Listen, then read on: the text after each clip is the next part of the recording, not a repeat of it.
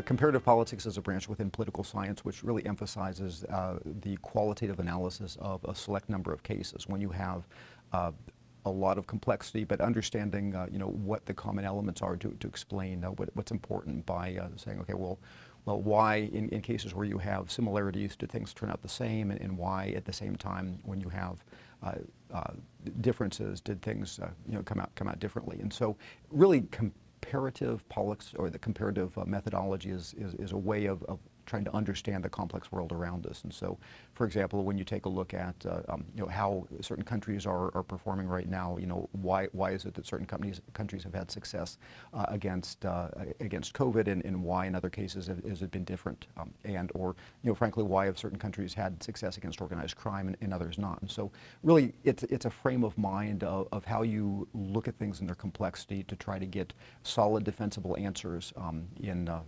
every interdependent world.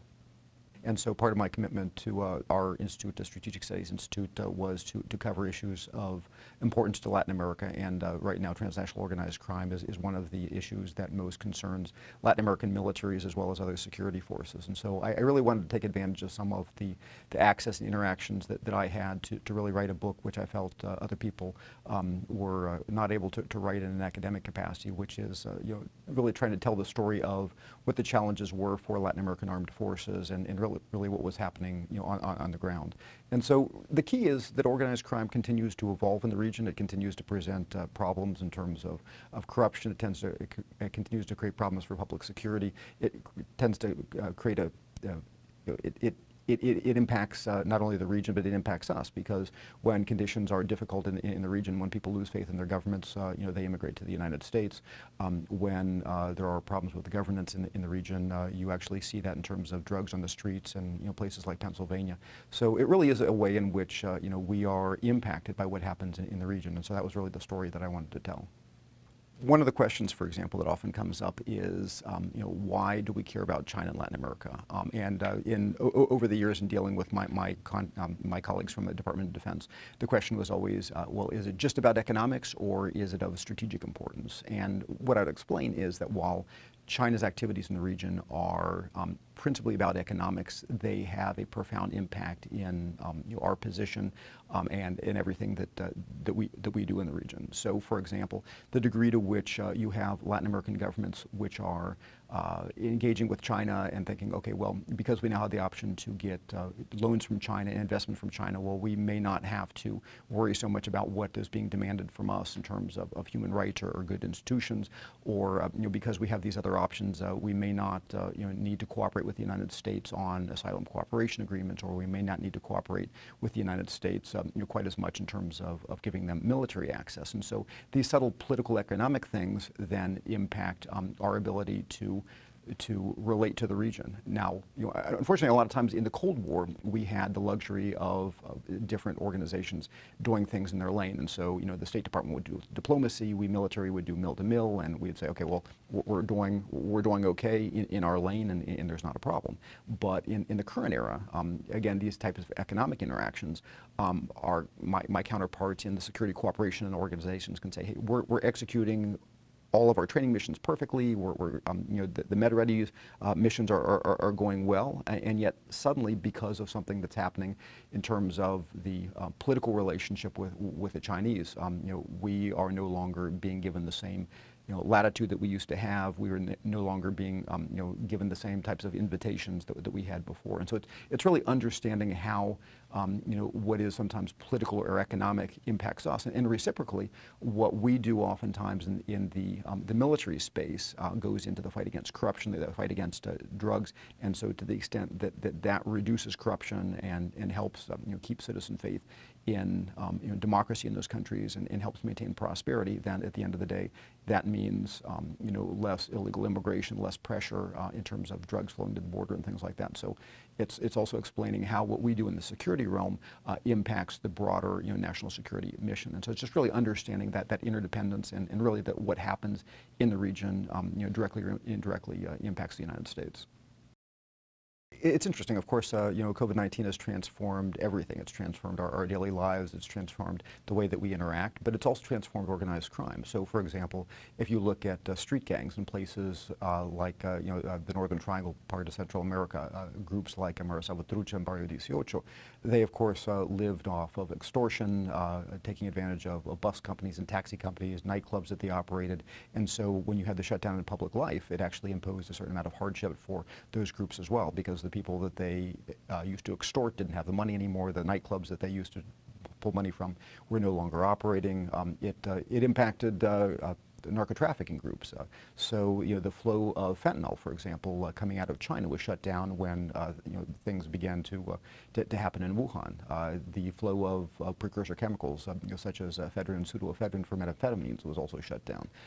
Human trafficking became more difficult as we saw the closure of borders, and those type of things started putting organized crime groups one against the other. It transformed the nature of some of the organized crime activities. It opened up new possibilities, for example, with types of extortion and robbing and extorting aid that was coming in, new opportunities for public corruption.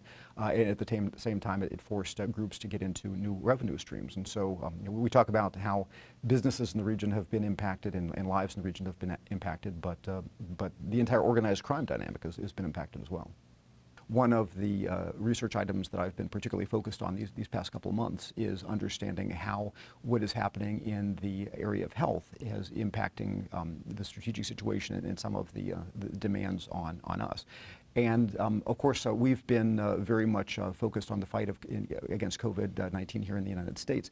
But what's increasingly emerging is that in places like Latin America and the Caribbean, there are particular vulnerabilities, that this is likely to be a far longer and more lethal fight than is expected. And also understanding just the different interactions between the health aspects in terms of the length that this is likely to go on, and the level of mortality, but also how that in terms impacts the economics of Latin America, because frankly you have very vulnerable populations. You have people in the informal sectors who don't have the luxury of teleworking and continuing to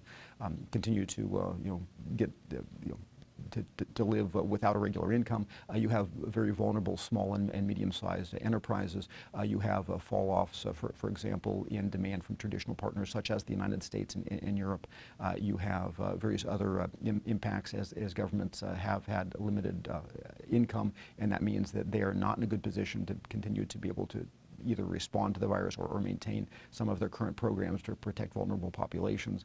And then, of course, all of that translates into increasing social pressures and crime pressures. If you think about just the number of people who have been put out into the streets without income, the way that not only increases regular crime, but that increases the competition between existing criminal groups.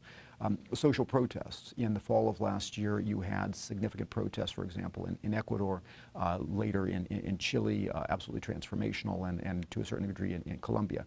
The COVID-19 crisis, to a certain degree, suppressed some of that, but as people returned to public spaces, of course, all of the things that frustrated them and led to those social protests last fall are going to be once again apparent, but on an order of magnitude even greater. So, people's frustration with the lack of government performance as government has even less money, people's frustration with the misspending of some COVID-related aid and associated corruption, people's frustration with the decline in government performance in attending to problems of organized crime and social needs and things like that. And frankly, COVID-19 has also changed the political narrative in Latin America. So, as Latin America faces new elections and opportunities for change, the whole question of what is the necessary role of the government in this interdependent world to protect its people from the dangers of that interdependence. And so in many ways, I think what we're going to start to see, even as we face our election here in November in the United States, is a Latin America in which those basic questions of what is the role of the government and what type of future do we want are going to be revisited. And so I think we're going to see a lot of change in Latin America. And again, as we've often found, because of the level of businesses that we have in the region from the United States, the level of investment, the connectivity through ties of families, that what happens in the region is going to directly impact our prosperity and our security here in the United States. Well, every year it evolves. Of course, we're involved with defining the research items in the KISSL, as well as trying to follow that in the things that we execute. But my focuses in Latin America tend to be on, first of all, extra-hemispheric actors, and so Chinese activities in the region, Russian activities in the region, to a lesser extent Iran and other actors, as well as what you alluded to before, transnational organized crime. So, and you have a range of different problems. Very concerning what's going on in Mexico right now with just the increasing chaos and kind of atomization, the increasing of violence there, and of course COVID has made everything worse. Central America, similar concerns in the Northern Triangle. Obviously the political situation and its evolution in Venezuela, as you have Venezuelan refugees going throughout the region and impacting other close security partners like Colombia.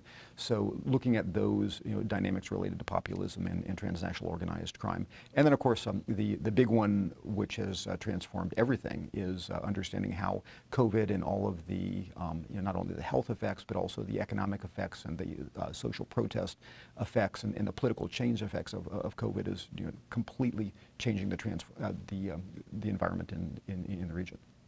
I have to tell you, the War College has been just an absolutely fabulous place for me to work. I came over here in 2014, having worked previously at the William J. Perry Center for Hemispheric Defense Studies, doing basically outreach for our Latin American military counterparts, setting up war games and things like that for them.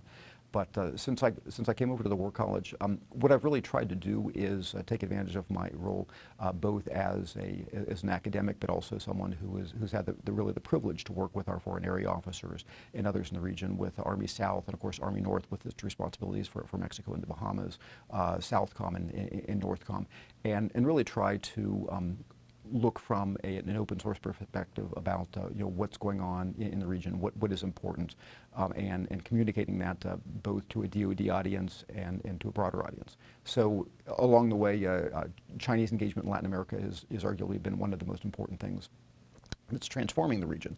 And so, and I'd started looking at China and Latin America years and years ago, about 2003, taking a look at how it's evolved in terms of commercial interactions, in terms of transnational organized crime interactions across the Pacific, in terms of the way in which China, through a largely economic focus in the region, is having impacts on our relationship with the region, our position, the way the region sees us, and of course things like China-Latin American military engagement. So it's really been a good niche for me to follow, and it's given me the opportunity to continue to interact with a lot of folks, again, in our just across DoD and the U.S. government.